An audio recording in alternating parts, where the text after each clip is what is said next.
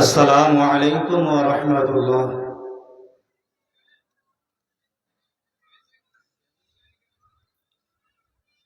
ইন্নাল হামদালিল্লাহ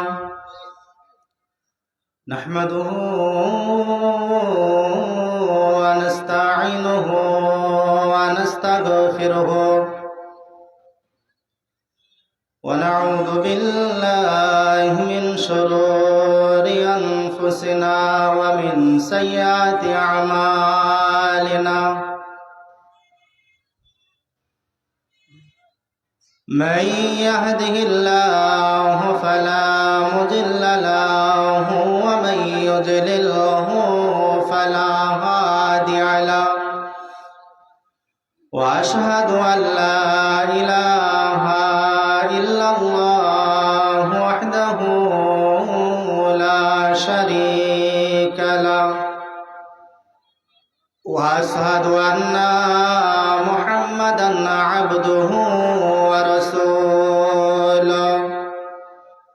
الذي أرسله إلى الناس كافة بشيرا ونذيرا وداعيا إلى الله بإذنه وسراجا منيرا.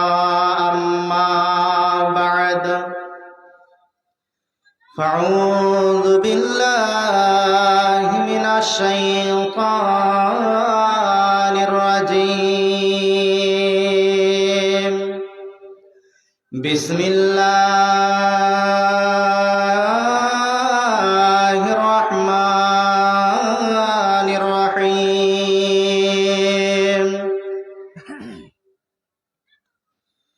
ولقد ذرأنا لجهنم كثيرا من الجن والإنس لهم قلوب لا يفقهون بها ولهم أعين لا يبصرون بها ولهم آذان لا يسمعون بها أولئك كالأنعام بل هم أضل أولئك هم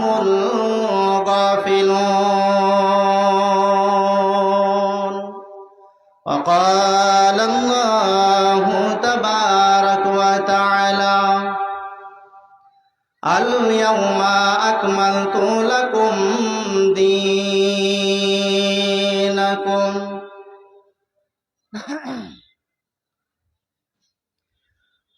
আমার এই কণ্ঠে তুমি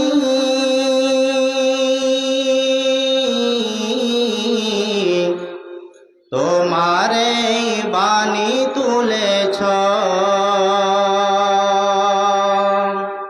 বুকের দিরাজে তুমি কোরআনের স্থান দিয়েছ। আমার এই কণ্ঠে তুমি তোমার এই বাণী তুলেছ, বুকের দিরাজে তুমি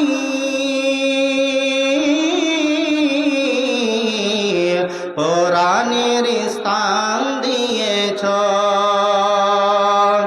এত ভালোবাসো কেন মালিক আমায়,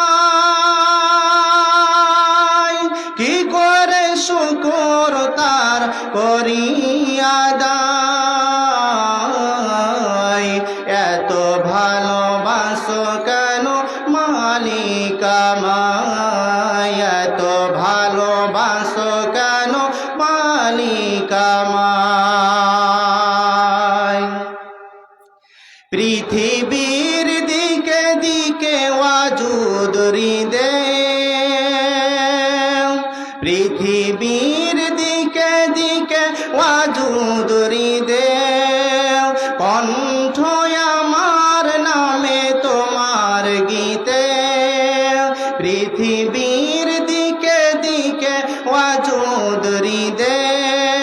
কণ্ঠ আমার নামে তোমার গীতে, তৌফিকে তোমার নিয়ামত বেশুমার, তৌফিকে তোমার নিয়ামত বেশুমার।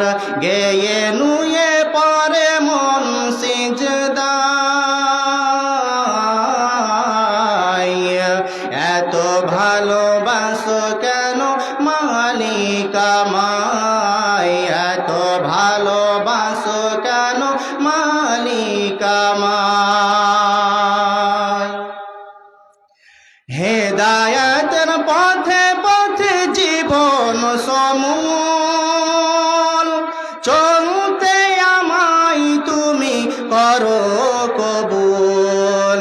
হেদায়ার পথে পথে জীবন সমূল, চলতে আমায় তুমি করো কবুল।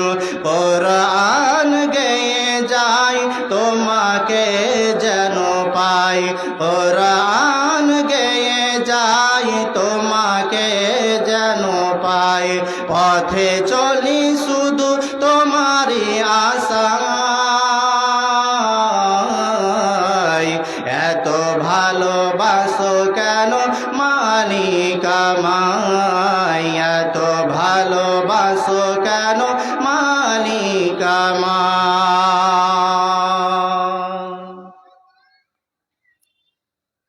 শ্রদ্ধেয় সুযোগ্য সুদক্ষ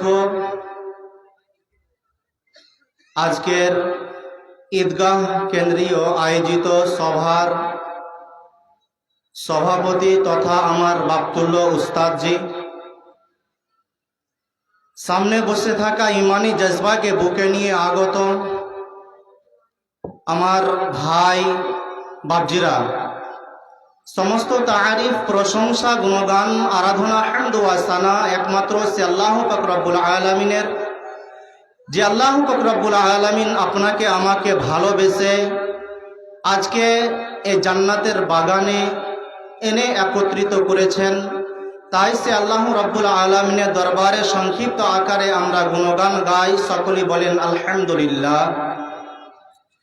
তারপরে পরে তারই প্রেরিত হাবিব মা আমিনা লাল আকা ইনামদার তাজদারে মাদানী নবী কুলুর সেরমনি সৈয়দুল মুরসালিন খাতামুন নবীন আশরাফুল আম্বিয়া সরওয়ারে কায়নাত হুজুর আরবি রহমতুল্লিল আলামিন বিশ্বনবী জনাবি মুহাম্মদুর রাসূলুল্লাহ বলুন সাল্লাল্লাহু আলাইহি ওয়াসাল্লাম, তিনার উপর অসংখ্য দরুদ ও সালাম বিবর্ষিত হোক, আমিন। আল্লাহুম্মা সাল্লি আলাইহি আল্লাহুম্মা বারিক আলাইহি ওয়া সাল্লিম।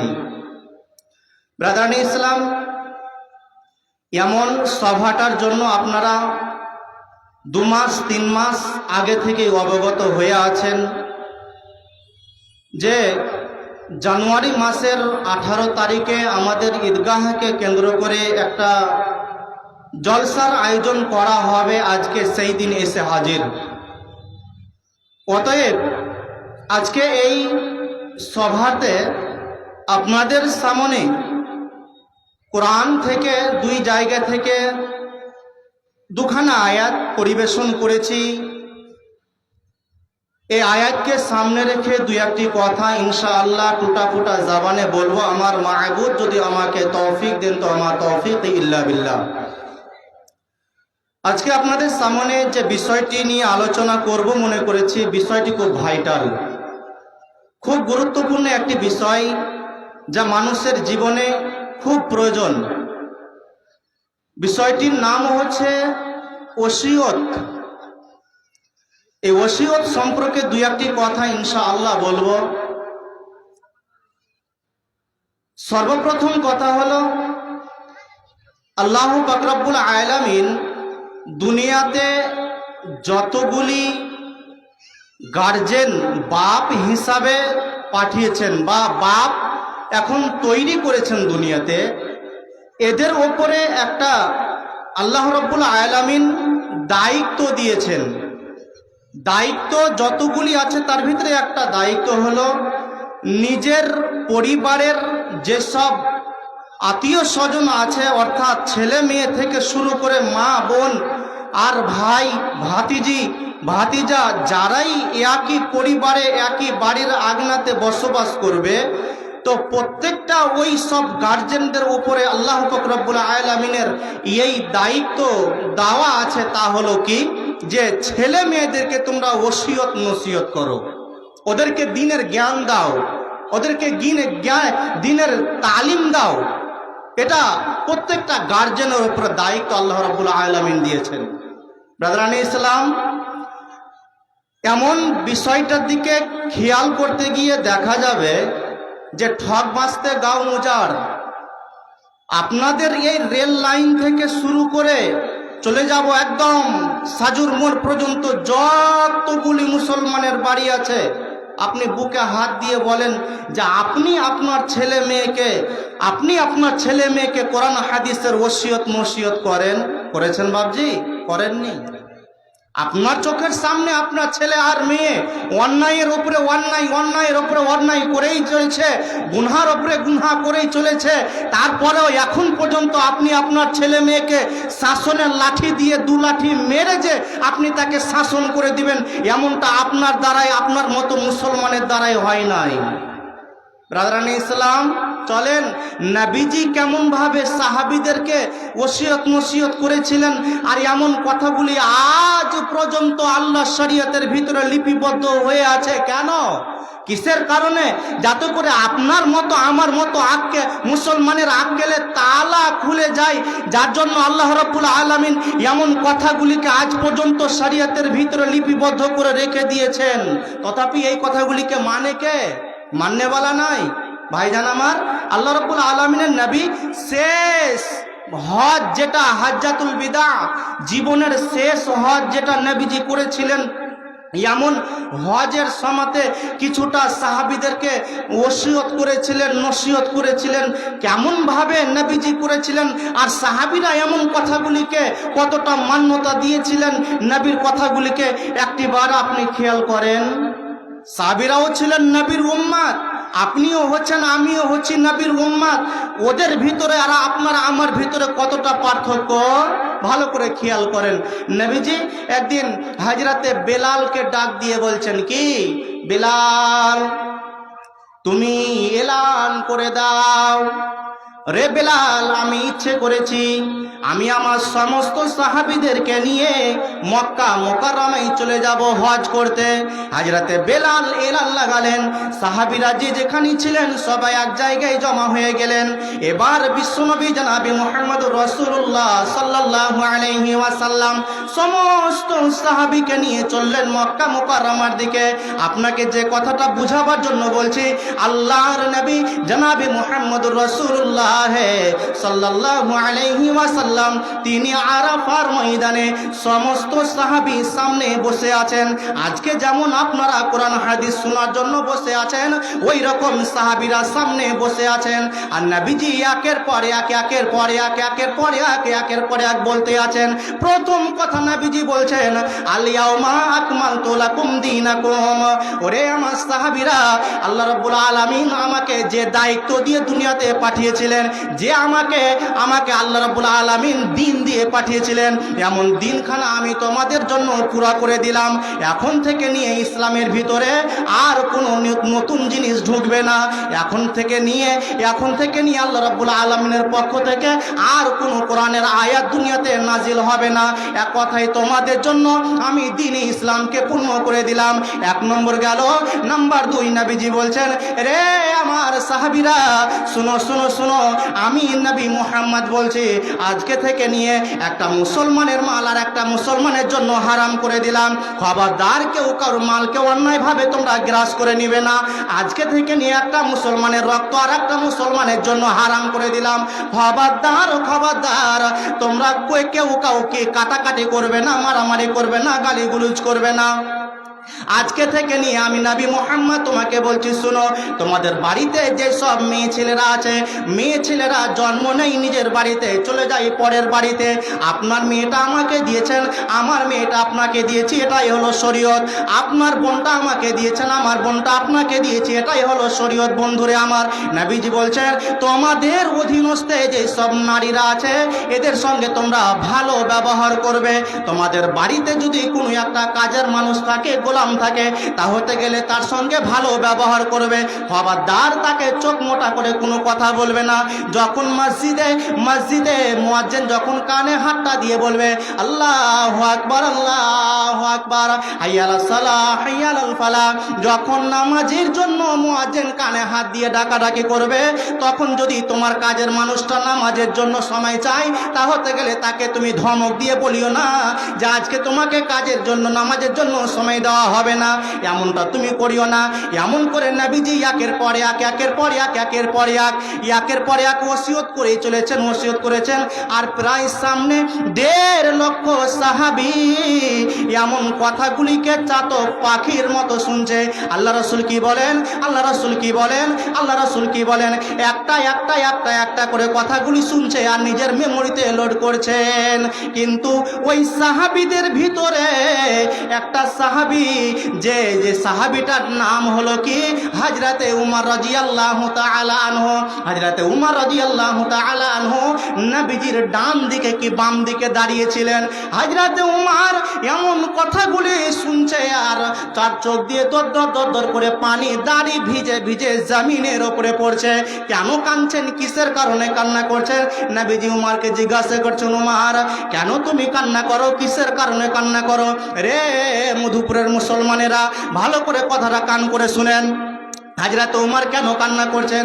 নবীজিকে বলছেন, ইয়া রাসূলুল্লাহ, ইয়া রাসূলুল্লাহ, আজকে থেকে দুনিয়াতে ইসলাম পূর্ণ হয়ে গেল, ইসলামের ভিতরে আর নতুন কোনো জিনিস আসবে না।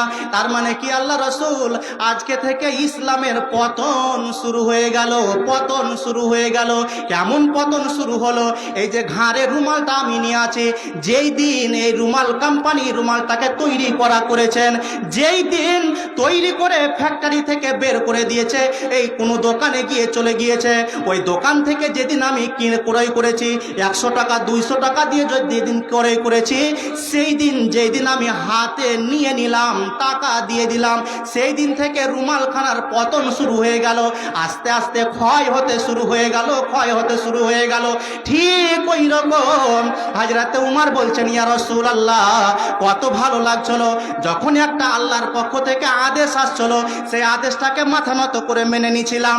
যখন একটা নবীর আল্লাহর পক্ষ থেকে নিষেধ আসছিল, সেই নিষেধটাকে আমরা মাথা নত করে মেনে নিয়েছিলাম। আল্লাহ রাসূল আর ইসলামের ভিতরে নতুন কোনো জিনিস আসবে না। তার মানে কি আজকে থেকে ইসলামের পতন শুরু হয়ে গেল, আস্তে আস্তে ইসলাম দুনিয়া থেকে মুছে যাবে। কথা কি বুঝাতে পারলাম ভাইজান? এরা কান্না করছে সাহাবীরা এমন কথাগুলি ভেবে যে ইসলামের পতন শুরু হয়ে গেল। পতন কে করবে? তো আপনি আর আমি করছি। এখন পতন ইসলামের হতেই আছে। ইসলাম আপনি একবার মিলিয়ে দেখেন বাপজান আমার, যে নবীর জামানাতে কেমন পাকা পুক্কা ইসলাম ছিল, নবীর জামানাতে সাহাবীরা কেমনভাবে নবীর কথাগুলিকে, ওসিয়তগুলিকে, নসিহতগুলিকে মান্য করেছেন। এমন কথাগুলিকে আপনি একবার খেয়াল করে দেখেন। এই কথাগুলিকে মান্য করে তারা ইসলামকে দুনিয়ার বুকে টিকিয়ে রেখেছেন। আর আজকে সেই নবীর উম্মত, আজকে আপনি আর আমি ইসলামকে আস্তে আস্তে আস্তে আস্তে গ্রাম থেকে, শহর থেকে, জেলা থেকে বিদায় দিয়ে দিলাম। আছে পাক্কা মুসলমান? বুকে হাত দিয়ে বলেন যে আমি পাক্কা মুসলমান। নবীজি ওসিয়ত করলেন, সাহাবীরা মানলেন। আরো কত ওসিয়ত নসিহত করেছেন, সাহাবীরা মেনেছেন। অতটা লম্বা আপনাকে আজকে দেওয়ার সময় নাই। জাস্ট আজকে যে আপনার জন্য, আপনার সামনে এমন বিষয়খানা ধরলাম কেন, কিসের কারণে? এই কথা ভেবে আফসোস হয়, এই কথা ভেবে আফসোস লাগে যে আজকে মুসলমানের বাড়িতে দেখেন, মুসলমানের বাড়িতে যদি 7 ব্যাটারির লাইট নিয়ে যদি আপনি খুঁজেন, তো ঈমান নামে এই বস্তুখানা খুঁজে পাওয়া যাবে না। বাড়ি থেকে ঈমানকে দূর করলেন, গ্রাম থেকে ঈমানকে দূর করে দিলেন। ঈমান আপনার গ্রামে আপনার বাড়িতে আছে কিনা আপনি নিজেই বাছাই করতে পারবেন। কি করে, কেমন করে? তো নবীজি বলছেন কি, তোমার বাড়িতে ঈমান আছে কিনা, যদি এমন কথাখানা তুমি যদি খুঁজে বের করতে চাও, যদি তুমি প্রমাণ করতে চাও, তাহলে তোমাকে আমি বলে দিচ্ছি তোমার বাড়িতে ঈমান আছে কিনা তুমি নিজে এটা বুঝতে পারবে। কি নবীজি? তখন নবীজি বলছেন, যখন দেখতে পাবে তোমার বাড়ির ছেলে আর মেয়েরা রাত্রে মোবাইল ঘেঁটে ঘেঁটে ঘেঁটে ঘেঁটে যখন 2টা, 2:30, 3টা বেজে যায়, তখন পর্যন্ত ফ্রি ফায়ারে তোমার বাড়ির যেই যুবক বেটা আছে 20 বছরের, 25 বছরে যে তোমার যুবক বেটা আছে, তোমার বাড়িতে রাত্রি 2টা, 1টা পর্যন্ত মোবাইল ঘেঁটে ফ্রি ফায়ার খেলতে খেলতে রাত্রি 2টা বাজিয়ে দেয়।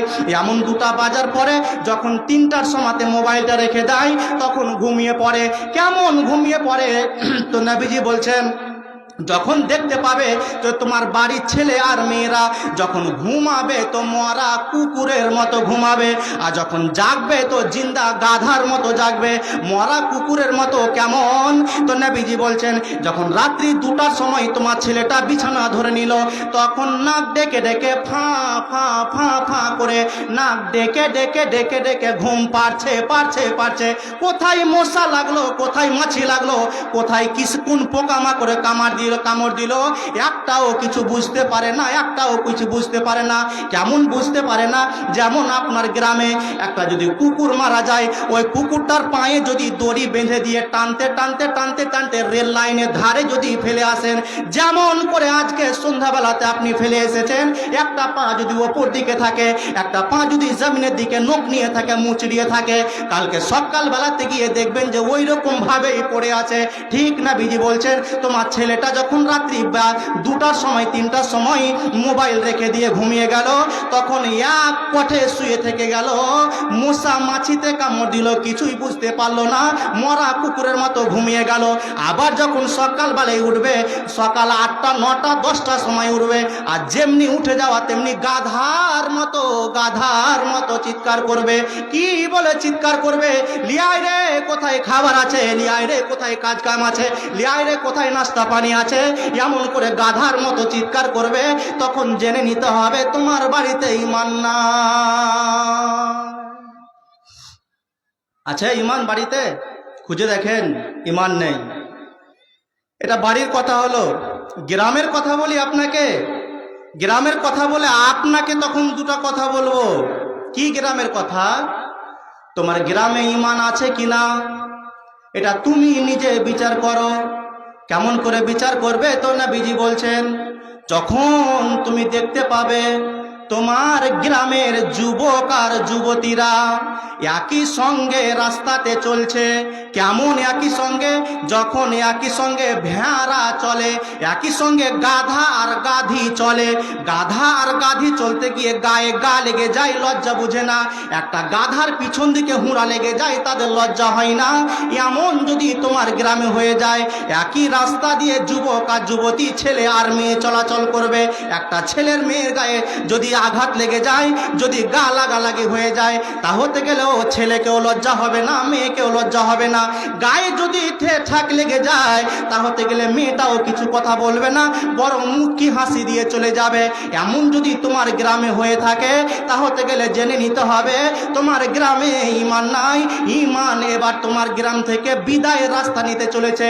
কোথায় ঈমান চলে যাচ্ছে? যেই জায়গা থেকে ঈমান এসেছিল, মদিনা থেকে ঈমান এসেছিল, আবার মদিনা ঈমান রিটার্ন চলে যাচ্ছে, ফেরত চলে যাচ্ছে। তোমার গ্রামে ঈমান না, সব তো তাহলে বেঈমান। আর বেঈমানের হালাতে যদি আপনি মারা যান, তাহলে গেলে আপনি বলেন আপনার থাকার জায়গা কোথায়? ব্রাদারান ইসলাম, চলেন আর একটুকু আগিয়ে যাই, আপনার গ্রামের আমার গ্রামের, এখন যদি বলি তো ভুল হবে, সারা পৃথিবীর বুকে এখন যত এমন কুলাঙ্গার ছেলে আর মেয়ে আছে, এদের লজ্জা হয় না, এদের বাপদেরকেও লজ্জা হয় না। বাপের চোখের সামনে দিয়ে মেয়ে বেপর্দা হয়ে চলাচল করে, তথাপি বাপ একদিন চোখ মোটা করে বললে না এমন কথাটা, খবরদার তুমি যদি বেপর্দা হয়ে বাইরে যাও তাহলে গেলে মেরে তোমার চামড়াকে 7 নম্বর করে দেব, এমন কথাটা বলল না। ব্রাদারান ইসলাম, আর একটুকু আপনাকে বলি, এখন আপনি এই জায়গাতে বসে বসে 5 ওয়াক্তের নামাজের মুসল্লি, জানি না আপনি কেমন মুসল্লি মনের দিক দিয়ে, এখন আপনার বেটিকে দেখেন, আপনার স্ত্রীকে দেখেন, আপনার মাকে দেখেন, এখন বেপর্দা হয়ে রাস্তায় চলাচল করছে, এখন ঘোরাঘুরি করছে। আর আপনি বলছেন যে আমি জলসা শুনে আল্লাহর শরিয়তকে কামিয়ে নিব, আল্লাহর জান্নাতকে কামিয়ে নিব, অসম্ভব। আর আমি আপনাকেও বলছি, খাস করে এত বড় যে ইন্তজাম করেছেন, বিশেষ করে এই আপনার ঈদগাহে যে কমিটি আছেন আর যে জলসার কমিটি আছেন, তাদেরকে বলছি মাফ করবেন যদি ছোট মুখে বড় কথা হয়। আপনি যদি দুঃখ পান তো আমার কিছু করার নাই। আগামী থেকে এই কথাটা হ্যান্ডবিলে লিখিয়েন না যে উক্ত জলসাকে সামনে রেখে কোনো রকমের দোকানপাট বসতে দেওয়া হবে না, এই কথাটা লিখিয়েন না। কেন? কাজের সঙ্গে মেল আছে আপনার? মেল আছে? দেখেন হাজার হাজার দোকান বসে গিয়েছে, তথাপি আপনি দায়িত্ব নিয়ে নিলেন যে মেলা বসতে দেওয়া হবে না, দোকানপাট বসতে দেওয়া হবে না। তো কেন বসলো? এর জবাব দিতে হবে কাকে? তো আপনি যে কমিটি হয়ে আছেন তাকে। আগে আপনি জাহান্নামে যাবেন। আর যারা আপনার এই গ্রামের এখন দোকান খুলে দিয়ে বসে আছে, দোকান লাগিয়ে দিয়ে বসে আছে, মনে হয় না এরা প্রকৃত মুসলমান, এরা ওই 4 পাওয়ালা কিছু একটা আছে, এরা মুসলমান নয়, এরা মানুষ নয়।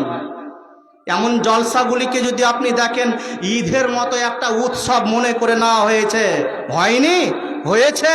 আপনি বলেন।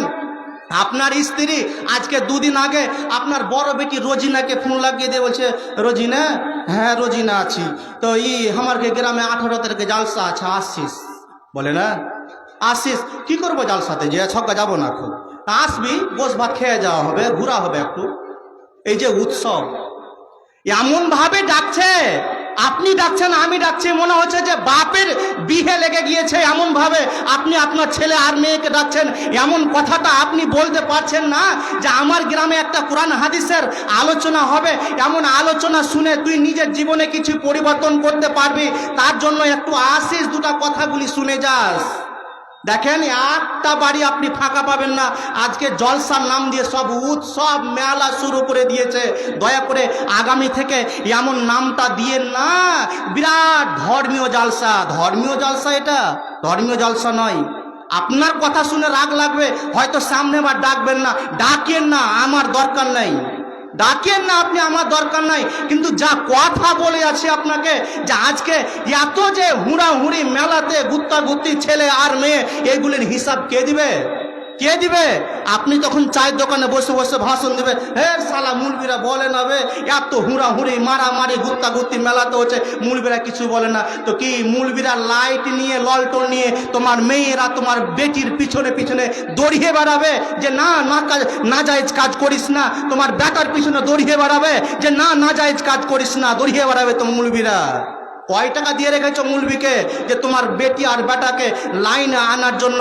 হাজার হাজার কোরআন হাদিসের কথা দিয়ে পরিবর্তন করা যায় না। ভাইজান, কথা গায়ে নিয়েন না, মানার চেষ্টা করেন, মানার চেষ্টা করেন আল্লাহর ওয়াস্তে কথাগুলিকে। এটা হলো কোরআন হাদিসের মজলিস। ভাইরা আমার, বাবজিরা আমার, আপনাকে আর একটুকু আগিয়ে নিয়ে যাব। আর একটুকু আপনাকে বলি এতটুকুই যে ভাইরা, মরণকে বলে একবার স্মরণ করেন।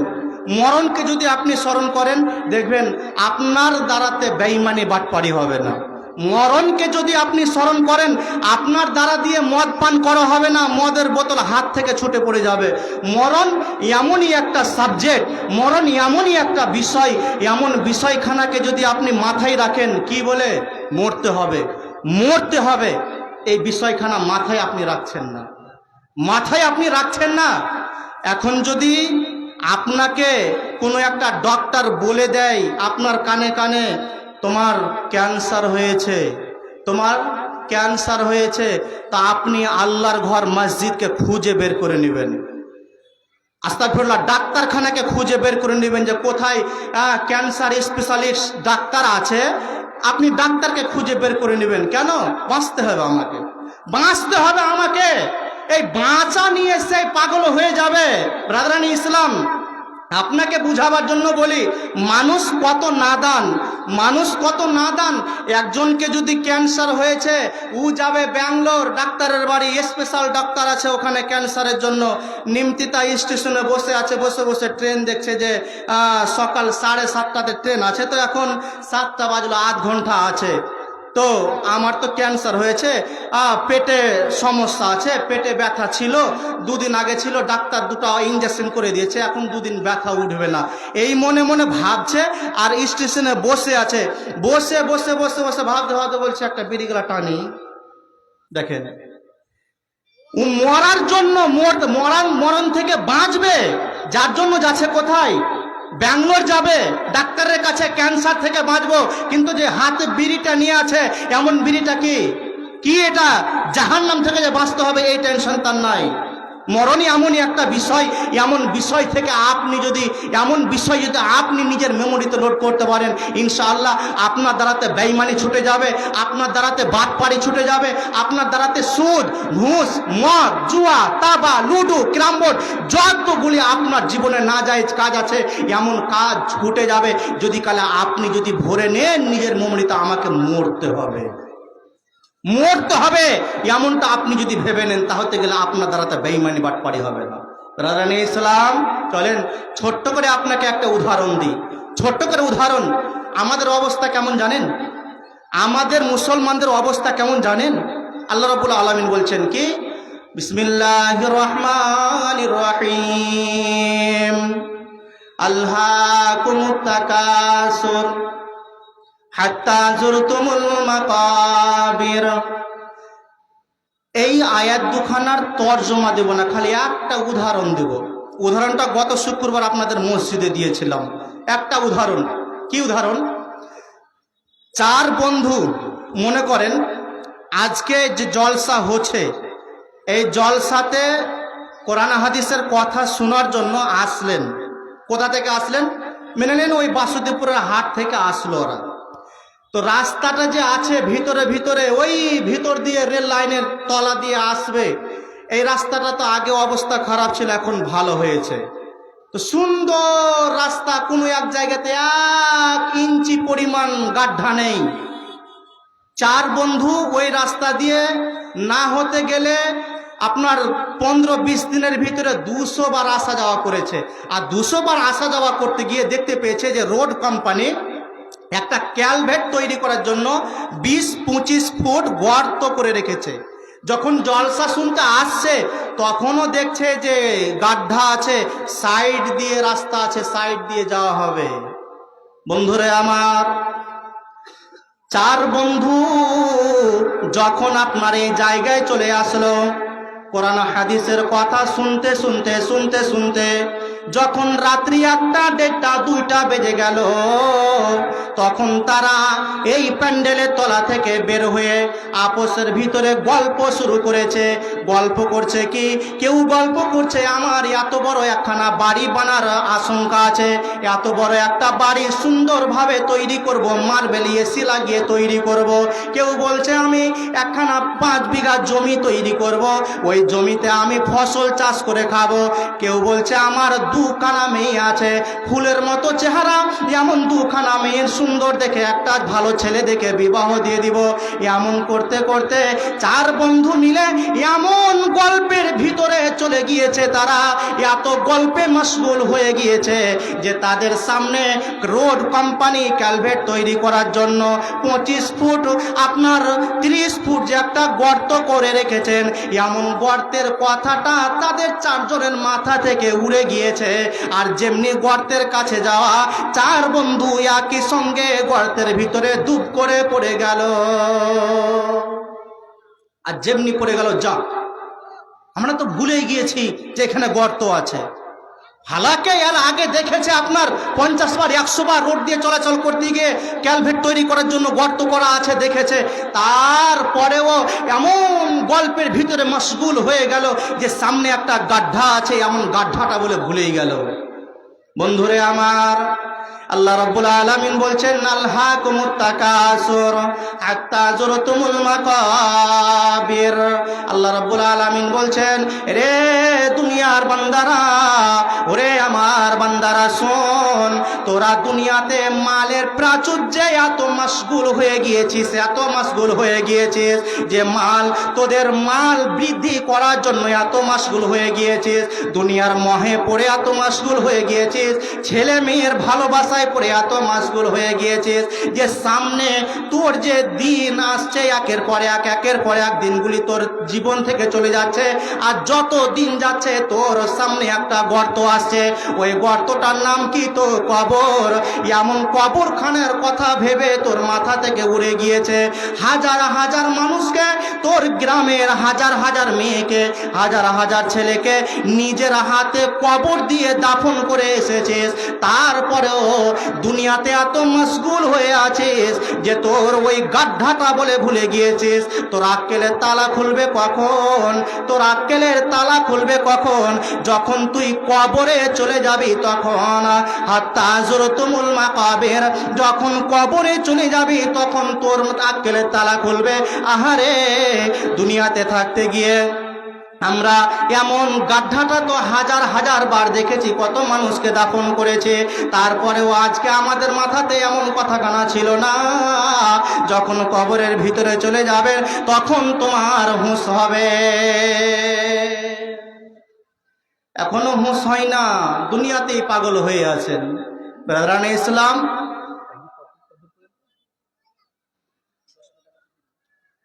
আচ্ছা, যেটা কথা বলছিলাম যে এই দিকে এতগুলো চেয়ার ফাঁকা আছে, পিছন দিকে ভরে গেল কেন ভাই? বুঝতে পারলাম না বিষয়টা। সামনে যে ম্যানেজার ফাঁকা, তো পিছনটা ভরে গেল কেন? কেটে পড়বেন উদ্দেশ্য তাই আছে নাকি? সামনে থেকে এসে একটু ভরে বসেন না। আপনার যারা পিছনে আছেন গেটের কাছে, ভাই ও দাদারা যারা গেটের কাছে আছেন, যারা দাঁড়িয়ে আছেন, সামনের দিকে চেয়ার ফাঁকা আছে, আপনার জন্য অপেক্ষা করছে, আসেন সেই চেয়ারে বসেন। চলে আসছেন একটু, যারা পিছনে বসে আছেন আল্লাহর রাস্তায় চলে আসুন, সামনে জায়গা আছে অনেক, আল্লাহর রাস্তায় সামনে এসে বসুন। তো যে কথা বলছিলাম, এমন কবরখানার কথা কারো মাথায় নেই। ব্রাদারানে ইসলাম, দুনিয়াতে অত মশগুল হয়েন না আপনি, আল্লাহ শরিয়তকে আঁকড়ে ধরুন। আপনি এত হুজ্জতি কেন করছেন? আপনি কিসের কারণে এত মাতলামি আপনি করছেন? ওরে নাদান মুসলমান, রে নাদান মুসলমান, তোরা কেন বুঝিস না রে? খোদার রশি শক্ত হাতে তোরা কেন ধরিস না রে? তোরা কেন ধরিস না রে? দুদিনের এই দুনিয়াতে তোমার, দুদিনের এই দুনিয়াতে তোমার কিসের বাহাদুরি? ছেড়েদের শয়তানি তোর হাতে পায়ে ধরি রে, তোর হাতে পায়ে ধরি। সৎ কথাগুলি তোরা, সৎ উপদেশগুলি তোরা কেন মানিস না রে? ওরে নাদান মুসলমান, তোরা কেন বুঝিস না রে? তোরা কেন বুঝিস না রে? খোদার রশি শক্ত হাতে তোরা কেন ধরিস না রে? তোরা কেন ধরিস না রে? কিসের কারণে এত হুজ্জতি ভাইজান? কয়দিন বাঁচবেন? এখন যারা বসে আছেন, যারা আমার বাপের বয়সের, আপনারা একবার খেয়াল করেন, আপনার বয়স এখন 40, 50, 55 বছর। আর কয়দিন? যদি 60 বছর বাঁচেন তা হতে গেলে হয়তো 50 বছর হতে গেলে আর 10 বছর বাঁচবেন, তারপরে তো শেষ। তারপরে শেষ। যেদিন আপনার ভিতর থেকে আত্মা বেরিয়ে চলে যাবে, সেই দিন আপনার খেল খতম। আর কেউ আপনাকে দুনিয়াতে রাখার জন্য মাতামাতি করবে না। যদি কালে শরীর খারাপ হয় তো আপনার ছেলে আর মেয়ে দৌড়াদৌড়ি করবে নিয়ে এই হাসপাতাল আর ওই হাসপাতাল, এই নার্সিংহোম আর ওই নার্সিংহোম। যেদিন আপনার চোখ বন্ধ হয়ে যাবে, নিঃশ্বাস বন্ধ হয়ে যাবে, সেই দিন তাড়াতাড়ি বিদায় দে কি দে, দে কি দে। এত হুজ্জতি করিয়েন না। আল্লাহর কসম করে আপনাকে বলি, বর্তমান সমাজে যেমন মুসলমান কোরআন হাদিসের কথা শুনতে পাচ্ছে, যেমন মুসলমান কোরআন হাদিসের কথা শুনতে পাচ্ছে, এমন কথাগুলি যদি কোনো পাথরের সামনে বলা হতো তা হতে গেলে পাথর মম হয়ে যেত। কথাটা শুনে হয়তো আপনি তাজ্জব হবেন, ঢের মৌলভী সাহেব এটা হয় নাকি? পাথরের সামনে কোরআন হাদিস বয়ান করলে পাথর মম হয়? জি হ্যাঁ, পাথরেরা আল্লাহর গুণগান গায়, পাথরের আল্লাহর প্রশংসা করে, পাথরের আল্লাহকে সাজদা করে। পাথরটাও আল্লাহর একটা তৈরি। পাথর যে সাজদা করে, যেটা আপনি আমি দেখতে পাই না, এমন পাওয়ার আল্লাহ আপনাকে আমাকে দেয় না। গাছপালা আল্লাহকে সাজদা করে, দিবা রাত্রি গাছপালা আর পশু পাখি আল্লাহকে সাজদা করে নেয়। তথাপি আপনাকে, আপনার মতো মুসলমানকে একটি বার মসজিদের মুয়াজ্জিন কানে হাত দিয়ে ডাকলো, হাইয়া আলাস সালাহ, আয় তোরা নামাজের দিকে ছুটে আয়, হাইয়া আলাল ফালাহ, আয় তোরা কামিয়াবির দিকে ছুটে আয়, সফলতার দিকে ছুটে আয়। একটা দিন মুসলমানকে পাওয়া গেল না। যে সময় মসজিদে আজান চলছে সেই সময় মুসলমান চায়ের দোকানে টিভির গুঁড়াতে বসে আছে। যখন আজান শুরু হয়ে যায় তখন চায়ের দোকানে বসে বসে ইমানদারের বেটা ইমানদার হয়ে গেল। এতক্ষণে কি বলে, এই আজান হচ্ছে বে, বন্ধ কর বন্ধ কর। তো কি করবি বন্ধ করে? আজান হচ্ছে তো কি করবি বন্ধ করে? আজান হয়ে ফেতে চালু করবি। এদিকে মসজিদে নামাজ হবে আর তোর মতো মুসলমান এই টিভির দোকানে বসে বসে তাহাজ্জুদের নিয়ত মেনে বসে থাকবি। কত আমার বাপজান দাড়ি পেকে যে জায়গাতে আপনার চুল আছে পেকে ঝরঝরে হয়ে গেল, এখন পর্যন্ত আপনার মসজিদে আপনার চায়ের দোকানে বসে বসে টিভির মোড়াতে বসে বসে বাংলাদেশের আর ইন্ডিয়ান আর পাকিস্তানের কত উলঙ্গ মেয়ে ছেলের নাচ গান দেখে লজ্জা হয় না? বড় বড় দাড়ি নিয়ে দেখে, তোমাকে শরম হয় না? তোমার হায়া বেচে কোন হাটে খেয়েছো, কোন তুমি বাজারে বিক্রি করে এসেছো তোমার হায়াকে? তোমার লজ্জা হয় না যে তুমি বড় বড় দাড়ি রেখে দিয়ে এক হাতে সিগারেট, এক হাতে বিড়ি আর এক হাতে চা ধরে আছো, চায়ে চুমুক মারছো, একবার বিড়িতে চুমুক মারছো, আর এইদিকে তোমার মেয়ের বয়সের যেসব যুবতী মেয়েরা কুলাঙ্গার, বেপর্দা, বেহায়া, নির্লজ্জ মেয়েরা টিভির ভিতরে নাচ গান করছে, এমন মেয়েদের তুমি নাচ গান দেখছো, তোমাকে শরম হয় না? কোন জায়গাতে তুমি শরমকে বিক্রি করে খেয়েছো? এই জন্য আল্লাহ পাক রব্বুল আলামিন তোমার মতো আমার মতো বেহায়া মুসলমানকে বলেছেন কি, ওয়ালাকাদ জারানা লিজাহান্নামা কাসীরাম মিনাল জিন্নি ওয়াল ইনস লাহুম কুলুবুন লা ইয়াফকাহুনা বিহা ওয়ালাহুম আ'য়ুনুন লা ইউবসিরুনা বিহা ওয়ালাহুম আযানুন লা ইয়াসমাউনা বিহা উলাইকা কাল আনআম বাল হুম আযাল উলাইকা হুমুল গাফিলুন। আয়াতখানার মানে কি? আল্লাহ বলছেন আমার জাহান্নামে লোকরি হবে। কে লোকরি হবে? তো আল্লাহ বলছেন জিন আর ইনসানকে আমার জাহান্নামের জ্বালানি করব, লোকরি করব। কেন হবে? কিসের কারণে হবে? তো আল্লাহ রাব্বুল আলামিন বলছেন এদেরকে আমি ভাবার জন্য দিল দিলাম, কলব দিলাম, অন্তর দিলাম। ভেবেও তারা ভাবলো না, ভালোটা ভেবেও তারা ভাবলো না, এটা হলো ভালো, এটা হলো মন্দ, এটা ভেবেও তারা ভাবলো না, না ভাবার মতো করে দিল। তাদের দেখার জন্য আমি চোখ দিলাম, তারা ভালোটা দেখেও দেখলো না, এটা হলো হারাম, এটা হলো হালাল, এটা হলো জায়েজ, এটা হলো না জায়েজ, ভালোটা দেখেও দেখলো না, না দেখার মতো করে দিল। তাদেরকে শোনার জন্য আমি আল্লাহ কান দিলাম, তারা শুনেও শুনলো না, শুনেও শুনলো না। আল্লাহ রাব্বুল আলামিন বলছেন উলাইকা কাল আনআম, এরা হলো চার পাওয়ালা জানোয়ারের মতো, বরং বালহুম আজাল, বরং তার চাইতেও খারাপ। এবার আপনি বলেন দুনিয়াতে চার পাওয়ালা জানোয়ার শুধু কি গরু ছাগল আছে? গরু ছাগল তো নেই। যদি আপনি দেখতে যান গরু ছাগল থেকে শুরু করে গরু আছে, ছাগল আছে, মোষ আছে, ঘোড়া আছে, দুম্বা আছে, হরিণ আছে, বাঘ আছে, আর সবচাইতে নিকৃষ্ট প্রাণী শিয়াল, কুকুর আর শুয়োর আছে।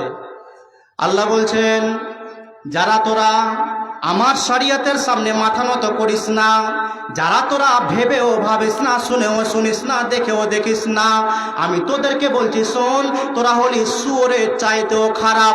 তোর চাইতে শুয়োর হাজার গুণে ভালো। আমি তোকে সুন্দর করে তৈরি করে দিলাম, তারপরে বলছি তুই হলি শুয়োরের চাইতেও খারাপ। এবার আসেন যে আপনি শুয়োরের চাইতে খারাপ, আল্লাহ বললেন শুয়োর কত খারাপ প্রাণী বুঝাবার জন্য আপনাকে হাদিস থেকে বলছে। কি নবীজি বলছেন, শুয়োর হচ্ছে এত একটা নাপাক প্রাণী, এই প্রাণীর মতো দুনিয়াতে আর নাপাক প্রাণী নাই। কেমন নাপাক প্রাণী মেনে নিন, জাস্ট আপনাকে উদাহরণস্বরূপ বুঝাবার জন্য বলছি। এই জায়গাতে যদি একটা শুয়োর বসে থাকে, এই জায়গাতে শুয়োর যদি বসে থাকে, আর আপনার মতো 5 ওয়াক্তের নামাজি মুসল্লি যদি আপনি মনে করেন যে আমি এই জায়গাতে শুয়োরটা বসে আছে, শুয়োরটাকে তাড়িয়ে দিব, যে এই জায়গাতে নামাজ পড়ব, যদি আপনি মনে করেন, তা হতে গেলে আপনাকে আল্লাহ শরিয়ত থেকে বলছি ওই জায়গাতে আপনার নামাজ হবে না। কতক্ষণ পর্যন্ত হবে না? যতক্ষণ পর্যন্ত জায়গাটা আপনি ধুয়ে মুছে, আপনি লেপে মুছে পরিষ্কার না করবেন, ততক্ষণ পর্যন্ত আপনার ওই জায়গাটাতে নামাজ হবে না। তা হতে গেলে জানতে পারা গেল এমন জায়গাটা, এমন শুয়োরটা কতটা নাপাক একটা প্রাণী। আল্লাহ বলছে, রে বান্দা, আমি তোকে বলছি শোন, তুই হলি শুয়োরের চাইতেও খারাপ। তুই শুনেও শুনলি না, ভেবেও ভাবলি না, দেখেও দেখলি না, তুই হলি শুয়োরের চাইতেও খারাপ। আপনি ভাবেন, দুনিয়াতে যত প্রাণী আছে এমন প্রত্যেকটা প্রাণী আল্লাহর গুণগান গায়। ভাইজান, বাপজান, আপনাকে বলছি, কেউ আপনি সকালে হয়তো কেউ ফজরের নামাজের টাইমে উঠেছেন, কেউ 6টার সময় 7টার সময় উঠেছেন, এখন পর্যন্ত আপনি আল্লাহকে কয়বার ডাকলেন বাপ? কয়বার ডাকলেন না আল্লাহকে দিনমানের ভিতরে 10 বার। যদি হয়তো কোনো রকম যারা বেনামাজির দল, তাদেরকে খাস করে বলছি, একবার হয়তো কোনো কারণে আল্লাহকে ডেকেছে, তাও কখন? দেখবেন যে যখন হয়তো বেনামাজির যারা নামাজ আজ পর্যন্ত কি জিনিস বুঝে না, তাদের জন্য বলছি, রাস্তাতে চলতে হাঁটতে হয়তো পায়ে ঠেস লেগে গেল, আল্লাহ, এই যে এই কষ্টে কথাটা বের হলো। নচেত ভালো থাকা অবস্থায় একটা আল্লাহর বান্দা কেউ আল্লাহকে ডাকে না। ব্রাদারানে ইসলাম, ভাইরা আমার, বন্ধুরা আমার, এত সুন্দরভাবে আল্লাহ পাক রব্বুল আলামিন আপনাকে আমাকে তৈরি করে দিয়েছেন, তথাপি আল্লাহই বলছেন তুই হলি কার চাইতে? শিয়াল, কুকুর, শুয়োরের চাইতেও খারাপ। কেন?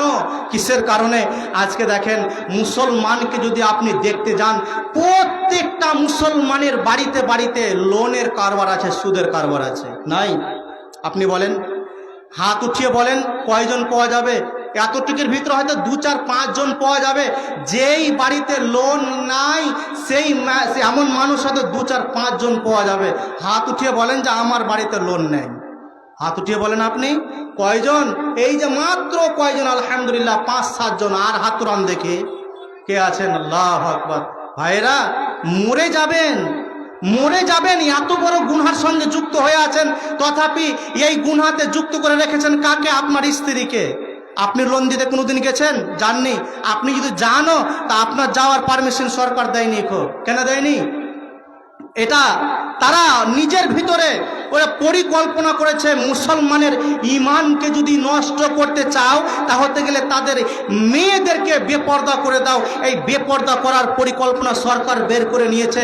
আজকে দেখেন, যেমনি মঙ্গলবার, শুক্রবার দিন একটা করা আছে, সকাল 8টা হবে, আপনার বাড়ি থেকে আপনার স্ত্রী, আপনার বাড়ি থেকে আপনার মা বের হবে, আপনার বেটি বের হবে, কোনে যাবে? এই যে লোন দিতে যাব। নেই, লোন দিতে যাব, আছে না নেই? সুদের কারবার গ্রামকে গ্রাম ভর্তি হয়ে আছে। আর সুদ এত বড় একটা গুনাহের কাজ, নবী সাল্লাল্লাহু আলাইহি ওয়াসাল্লাম বলেছেন, কেউ যদি 1 টাকা সুদ খায়, তো নিজের মায়ের সঙ্গে 36 বার জেনা করতে গেলে যেই গুনাহটা হবে, সেই গুনাহটা হবে 1 টাকা সুদ খেতে গেলে। তো বাবজান, আপনি কতদিন থেকে সুদে জড়িত হয়ে আছেন, কত টাকা আপনি খেয়েছেন, আপনি খেয়াল করতে পেরেছেন? ভাইরা আমার, বন্ধুরা আমার, আল্লাহকে আঁকড়িয়ে ধরেন। বেশি হুজ্জতি করিয়েন না, বেশি সারামি দেখিয়ে আল্লাহর জমিনে চলাফেরা করিয়েন না।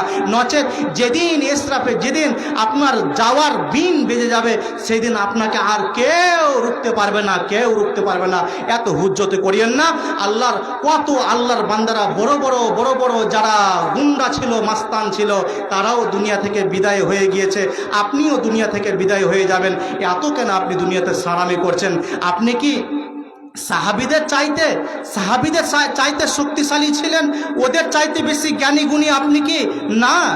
এমন দুই একটা সাহাবীর যদি আপনাকে কথা বলি যে এরা কতটা আল্লাহর শরিয়তকে মেনে চলেছেন, একটা কথা আপনাকে বলি, আল্লাহু আকবার, হযরত উমর রাদিয়াল্লাহু তাআলা আনহু, তার ভিতরে আল্লাহর কি ভয় তার ভিতরে আল্লাহর জাহান্নামকে বলে কি ভয়।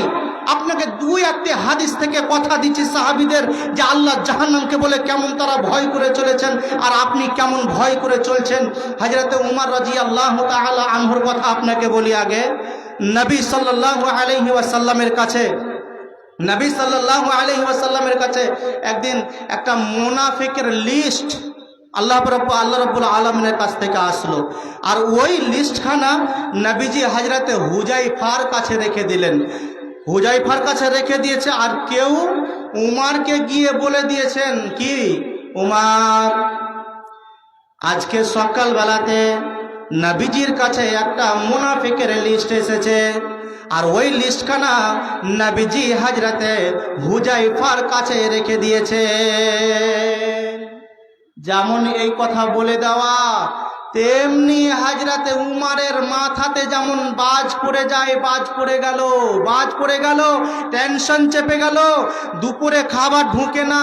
ঠিক যখন এশারের পরে খাওয়া দাওয়া করে হযরতে উমার বিছানা ধরেছেন, তখন বিছানাতে শুয়ে একবারে আপনার এই কটে ওই কটে উফ আর আহ করছে, এই কটে ওই কটে হচ্ছে, আর বারবার করে শুধু একটাই কথা, মুনাফিকের লিস্ট এসছে। এমন কথাখানা ভেবে হযরতে উমর রাদিয়াল্লাহু তাআলা আনহু মদিনার গলিতে বিড়ালের মতো পা রেখেছেন, যাতে করে কেউ বুঝতে না পারে। গোটা গ্রামের মানুষ যখন ঘুমিয়ে গিয়েছে, তখন আস্তে আস্তে হযরতে উমর রাদিয়াল্লাহু তাআলা আনহু হুযায়ফার বাড়ি চলে গেলেন। হুযায়ফার বাড়ি গিয়ে দরজাতে ঠক ঠক করে আওয়াজ করছেন, কে? আমি উমর, এত রাত্রে কেন? দরজা খুলে দেখছে তো উমারের চোখ দিয়ে টস করে দাড়ি ভিজে পানি জমিনে পড়ছে। আহা! হযরতে উমরকে জিজ্ঞাসাবাদ করছেন, ও ভাই উমর, কি হলো এত রাত্রে এই সময়ের ভিতরে আপনার চোখ দিয়ে পানি কেন পড়ছে, কিসের কারণে পড়ছে? হযরতে উমর বলছেন, ওরে ভাই হুযায়ফা, আমাকে গ্রামের কোনো মানুষ কষ্ট দেয় নাই, আমাকে কোনো মানুষ একটা থাপ্পড় মারে নাই, কোনো মানুষ আমাকে বলে সালা বলে গালি দেয় নাই, তাহলে কেন কাঁদছেন উমর রে? উমর রাদিয়াল্লাহু তাআলা আনহু বলছেন, রে হুযায়ফা, আমি নবীজির কাছে লিস্ট এসেছে, আমি শুনেছি যে মুনাফিকের একখানা লিস্ট এসেছে, আর ওই লিস্টখানা নবীজি তোমার কাছে রেখে দিয়েছেন।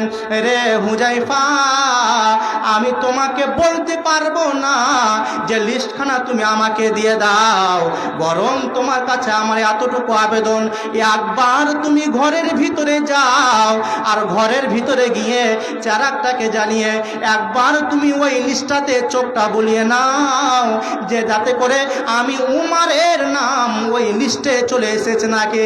আমি তো এককালে কাফের ছিলাম, এককালে আমি বেদিন ছিলাম, আমি ইসলামের ওপরে ছিলাম না।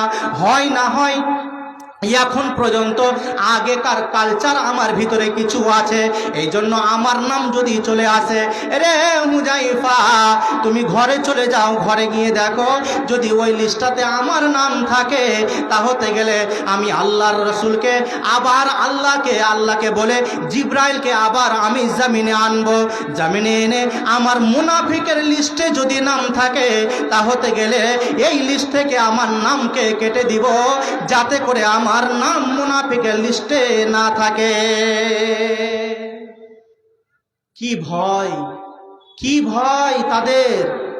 তথাপি দেখেন এই সাহাবীটাকে আল্লাহ রাসূল একদিন বলছেন, উমার, আমি তোমার জন্য জান্নাতে ঘর দেখে এসেছি, সুন্দরভাবে তোমার ঘর সাজানো আছে।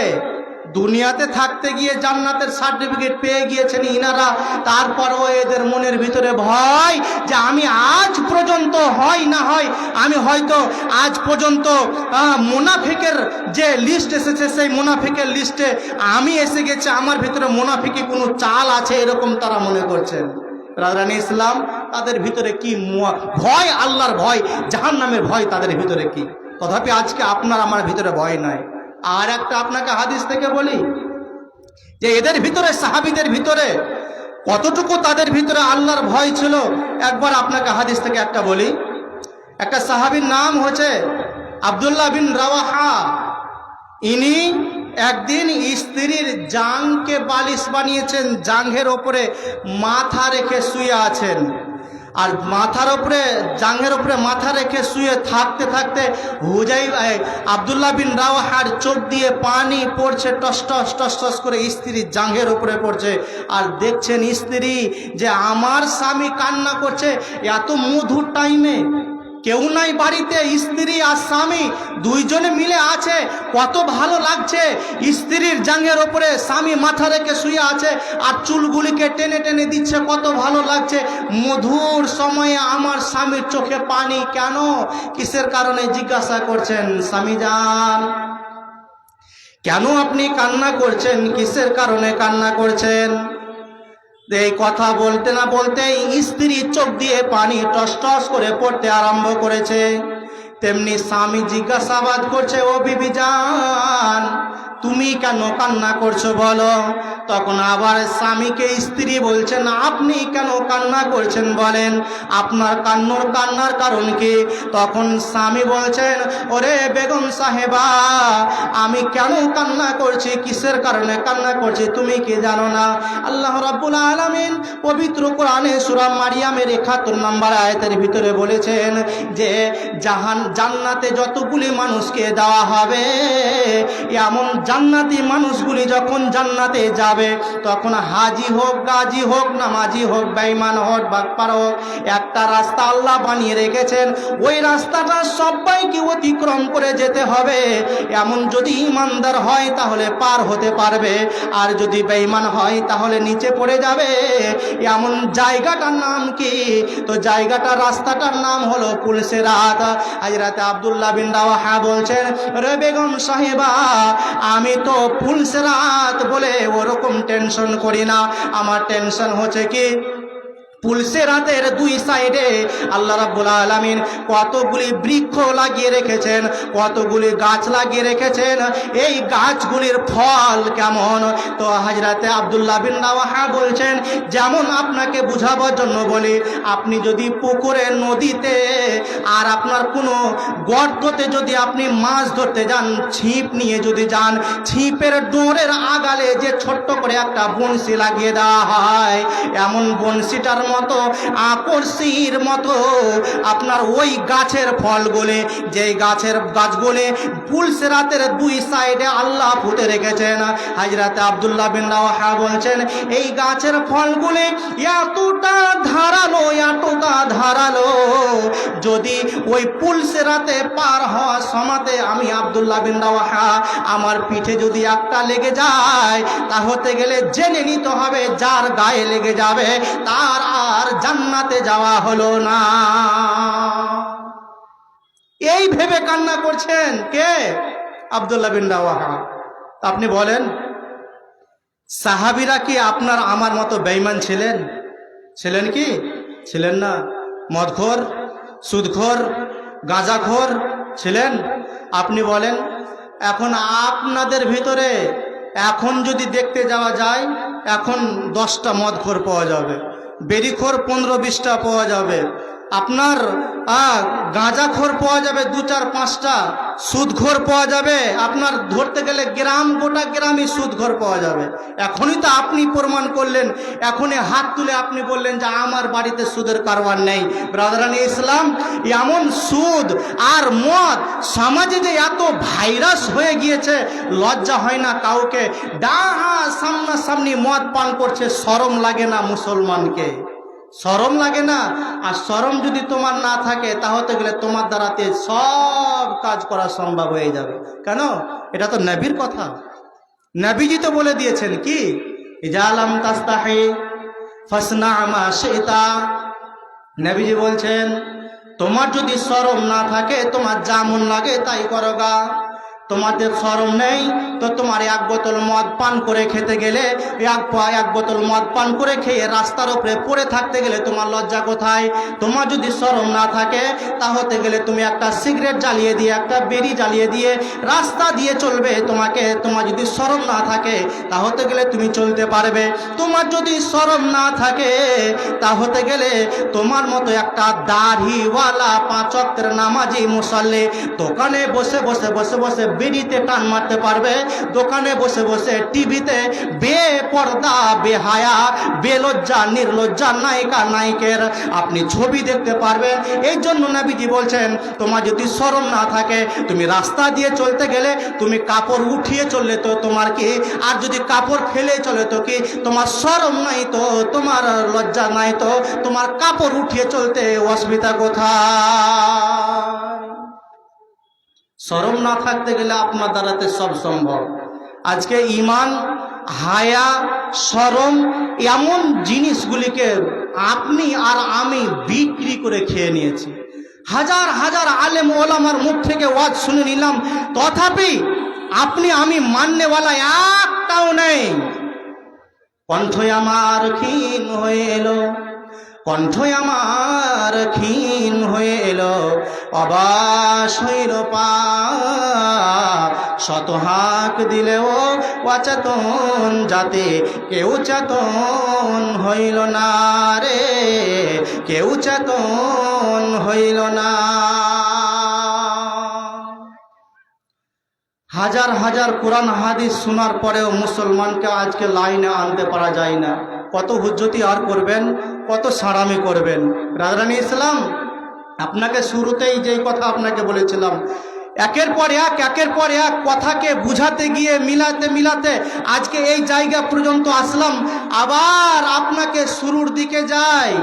আপনি যদি নিজে ঠিক থাকেন, গার্জেন আপনি, আপনার দায়িত্ব আছে বাপ আমার, আপনি বাপ হয়ে আছেন, আপনার অধীনস্থে 2-4জন ছেলে আর মেয়ে আছে, আপনার দায়িত্ব আছে যে আপনার ছেলে মেয়েগুলিকে আপনি ইসলামী তালিম দিবেন, আপনি ইসলামী জ্ঞান দিবেন, এটা আপনার দায়িত্ব।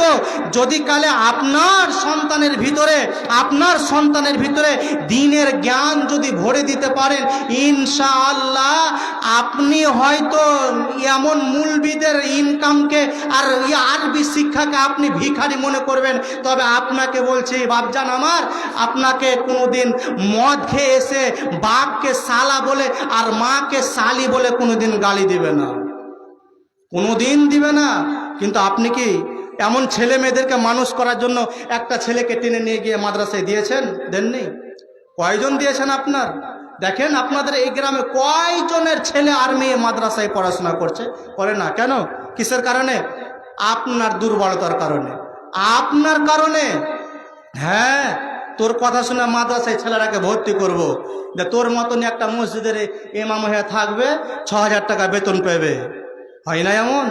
কেন? আজকে যদি মুলবি, মাদ্রাসার মুলবিদের আর মসজিদের মুলবিদের 25-30 হাজার টাকা আপনি বেতন করে দেন, তাহলে গেলে কালকে থেকে আপনার মতো মানুষটাই, কোথায় আপনার ছেলে পড়ছে আলামিন মিশনে আর কোথায় পড়ছেন ব্যাঙ্গালোরে আর মুম্বাইতে, সব ছেলে মেয়েকে এনে আপনি টেনে এনে ভর্তি করে দেবেন লহরপুর মাদ্রাসায়। করবেন না? যদি এখন হয়ে যায়। টাকার গোলাম সব, টাকার গোলাম। যে জায়গাতে টাকা আছে সেই জায়গাতে মুসলমান আছে। ইমান ঝাঁক মারা, ইমানের দেখার দরকার নাই। এমন ইসলামের শিক্ষাকে যদি ভিখারি বানিয়েছে, তো আপনার মতো একজন গার্জেন, আপনার মতো বাপ একজন ভিখারি বানিয়েছেন কেন? আপনার গ্রামের বলি, সরাসরি বলছি, আপনি ডাকবেন ডাকেন, না ডাকবেন না ডাকেন, পরোয়া করি না। আপনার গ্রামে মসজিদে মুলবি আছে, যার নাম হলো কি মারিফুল, আমার ক্লাসমেট, আমার বন্ধু। ওই মুলবিকে একদিন জিজ্ঞাসাবাদ করছি মসজিদ থেকে বেতন কয় টাকা, তো ৬,০০০ টাকা দেয়, ৭,০০০ টাকা মনে হয় টোটাল। তো বেচারা একটুখানি কিছুটা একটু কমজোরি আছে, জুমার বক্তব্য পড়াতে পারে না, যার জন্য ও ইস্টারা ভাবে একটা মুলবি রাখানো আছে। হ্যাঁ, সেই কথা আপনাকে বলছি না। বন্ধুটাকে একদিন প্রশ্ন করলাম, হারে তুই মসজিদ বাদ দিয়ে কি আর কোনো টিউশন করিস? বলে হ্যাঁ করি। কোনঠে? তো এই মসজিদের পাশে একটা বাড়িতে। তো বাড়িতে করিস তো কয় টাকা দেয়? তো দুটা ছেলে মেয়ে আছে, 500 টাকা দেয়। ইনসাফ আছে? খবর নিয়ে দেখেন ওই দুখানা ছেলে মেয়েকে পড়াশোনা করাতে গিয়ে আজকে 3,000 4,000 টাকা দিচ্ছে। লজ্জা হয় না তোমার মতো মুসলমানের? এমন শিক্ষাকে ভিখারিকে বানালো তো তুমি বানিয়েছ, দুনিয়ার কোনো আর অন্য ধর্মের মানুষ বানায়নি। তুমি তোমার দিনকে বিক্রি করে খাচ্ছ, তোমার ধর্মকে বিক্রি করে খাচ্ছ। আজকে একটা মাস্টারকে ডেকে দিয়ে তুমি একটা ছেলেকে পড়াশোনা করাচ্ছ 2,500 টাকা আর 3,000 টাকা দিয়ে, আর একটা মুলবি যদি তোমার বাড়িতে লেগেছে ওই ছেলেটাকে পড়াশোনা করার জন্য তো মাত্র 500 টাকা, তোমার চোপাই সাহারের বাড়ি দেওয়ার লোক হয় না কো। ব্রাদারান ইসলাম, এমন শিক্ষাখানাকে ভিখারি আপনি বানিয়েছেন। এখন আপনাকে যে বলছি, আপনার ছেলে মেয়ের ভিতরে যদি ইসলামী বিদ্যা দেন, দুনিয়াতে যদি আপনার ইনকাম যদিও কম হয়, তো আপনাকে এতটা চ্যালেঞ্জ করে বলে যাচ্ছে, একটা আপনি দেখান যে কয়টা মুলবির বাপ আর মা বাড়ি থেকে বাহিরে আছে, বাড়ি থেকে বাহিরে রেখেছে কয়টা মুলবির দেখান একটা। কিন্তু হাজার হাজার দেখতে পাওয়া যাবে বড় বড় শিক্ষিত। মাফ করবেন, আপনাকে দুঃখ দেওয়ার জন্য আমি বলছি না, আপনারা হয়তো কেউ বা এখানে মাস্টার বসে আছেন, আপনাকে বলছি না, আমি বলছি না যে সব মাস্টার একই রকম, তবে এমন অনেক শিক্ষিত আছে যারা বড় বড় ডাক্তার হয়ে গিয়েছেন, মাস্টার হয়ে গিয়েছেন। ওর মাকে যদি খোঁজ করেন তো বৃদ্ধা আশ্রমে গিয়ে পড়ে আছে। কেন?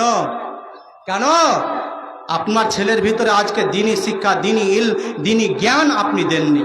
কে এর দায়ী? আপনাকে দায়ী হতে হবে। ব্রাদার ইসলাম, আপনার ছেলে মেয়েকে মানুষ করার দায়িত্ব আপনার। আপনি বলিয়েন না পরবর্তীতে যে আলেমেরা যদি সঠিক হয়ে যায়, সোজা হয়ে যায়, তা হতে গেলে কি সমাজ পরিবর্তন হয়ে যাবে। আর কত লিবি রে বাপ, আর কত শুনবি কোরআন হাদিস?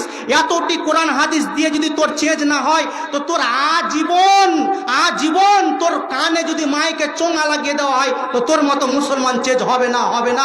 হাজার কোরআন হাদিস দিতে গেলেও। তাই আর কথা আমি আগে না বাড়িয়ে একদম আমি শেষ পর্যায়ে পৌঁছে গিয়েছি। জাস্ট হাতে মাত্র 5-7 মিনিট টাইম আছে, এমন 2-4 মিনিটের ভিতরে আপনাকে বলছি, আল্লাহর ওয়াস্তে আজ পর্যন্ত আপনি যা করলেন বাপজি আমার, যা করলেন, যারা নামাজ পড়ছেন তাদেরকে বলছি না, যারা বেনামাজি হয়ে আছেন শরম করবেন না।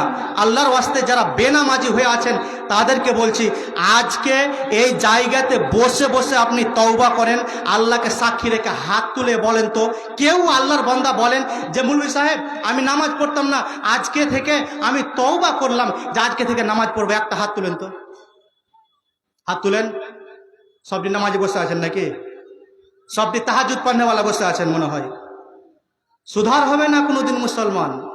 একটা মুসলমানের সাহস হলো না যে আমি হাত তুলে বলি যে আমি আজকে থেকে নামাজ পড়বো, একটা সাহস হলো না। আর তুমি নাই নিজেকে দাবি করো মুসলমান। এখন যদি কেউ নবীকে গালি দেয় তো তুমি দাঁড়িয়ে পেশাব করো, পেশাব করে পানি নাও না, আর আবার মিছিলের সামনে কাতারে প্রথম দিকে কে, তো তোমার মতো বেঈমান বেহুদা মুসলমান। আর আজকে তুমি যদি আল্লাহকে খুশি করার জন্য, আজকে 5 ওয়াক্তের নামাজ কায়েম করার জন্য আজকে থেকে তোমাকে যদি আমি হাত তুলাতে না পারি, তো এত বড় ইন্তেজাম করে কোনো লাভ হবে না। বাড়ি 300 টাকা 400 টাকা করে উঠিয়ে এত বড় ইন্তেজাম করে কোনো লাভ হবে না। জোরহাত করে বলছি, আর কোনোদিন জলসা জুলুস করিয়েন না। ডিলেট করে দেন, এইগুলিকে আপনি রিজেক্ট করে দেন। কেন? যে আপনি এখন দেখেন, আপনি জলসার নামে আজকে যে প্রতিশ্রুতি দিয়েছিলেন, হ্যালমেটে লিখে দিয়েছিলেন যে জালসা উপলক্ষে কোনো মেলা বসতে দেওয়া হবে না, সেই কথা আপনি কথা দিয়ে কথা রাখলেন না। আজকে আপনার ছেলে আর মেয়ে বেপর্দা হয়ে ঘুরছে। ওই যে এক সিজনে কুকুর পাগল হয়ে যায়, কুত্তির পিছে কুত্তা যে ছুটে, ওই রকম আপনার মেয়ের পিছনে আর একজনের ছেলে ছোটাছুটি করছে, পাগল হয়ে গেছে, খাপা কুকুরের মতো ছোটাছুটি করছে। অতএব যদি আপনি নিজের জীবনের পরিবর্তন না করতে পারবেন, তো জীবনে কোনোদিন এমন মেহফিলগুলি আপনি করিয়েন না। পরিশেষে আপনার কাছে মাপ চাইছি, শুধুমাত্র আপনাকে যাতে করে সঠিক পথে নিয়ে এসে কিছুটা আপনাকে দিনের জ্ঞান দিতে পারি, এই জন্য আপনাকে এই কথাগুলি বললাম। যদি ভুল হয়ে থাকে তো আল্লাহর ওয়াস্তে ভাই ছেলে হিসাবে আপনি মাফ করবেন। আল্লাহর কাছে দোয়া করি, আল্লাহ যারা এখন পর্যন্ত না ফারমান, বেঈমান, যারা সুদখোর, যারা মদখোর, যারা ঘুষখোর এই জায়গাতে বসে আছে, সবাইকে তুমি হেদায়েত দান করো ইয়া পাক পরওয়ারদিগারে আলম। আল্লাহ গো, যারা এখন পর্যন্ত আমরা 5 ওয়াক্তের নামাজ পড়তে পারি না, আল্লাহ শুধু মুসলমান মুখে দাবি করি, সবাইকে 5 ওয়াক্তের নামাজ খুশু খুদুর সাথে পড়ার মতো তৌফিক দান করো, বলেন আমিন। ওয়া মা আলাইনা ইল্লাল বালাগ। আসসালামু আলাইকুম ওয়া রাহমাতুল্লাহ।